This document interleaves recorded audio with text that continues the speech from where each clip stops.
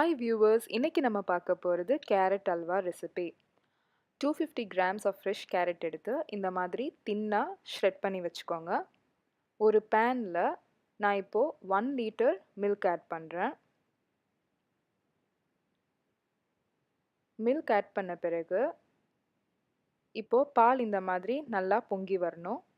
இந்த மாதிரி 2 times நல்லா பொங்கி வந்ததுக்கப்புறம் ஃப்ளேமை சிம்மில் வச்சுக்கோங்க.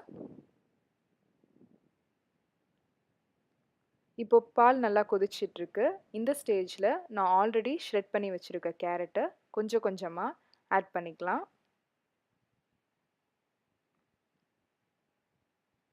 இப்போ இதை நல்லா மிக்ஸ் பண்ணி விடுங்க. இது ஒரு 15 minutes வரைக்கும் நல்லா ஸ்டர் பண்ணணும்.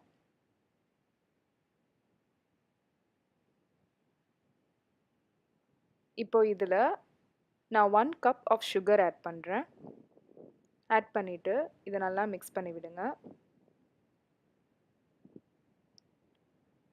நல்லா மிக்ஸ் பண்ண பிறகு இதில் ஒரு 6 கார்டமனை இந்த மாதிரி ஸ்லிட் பண்ணி வச்சுருக்கேன். அதையும் ஆட் பண்ணிக்கிறேன். இது நல்ல ஃப்ளேவர் கொடுக்கும் அல்வாக்கு. இப்போ மெதுவாக இந்த மாதிரி மிக்ஸ் பண்ணிக்கோங்க. இப்போ பார்த்தீங்கன்னா பால் நல்லா சுண்டி half the குவான்டிட்டிக்கு வந்துருச்சு. இதை இன்னும் கொஞ்சம் நேரத்துக்கு நல்லா மிக்ஸ் பண்ணுங்கள்.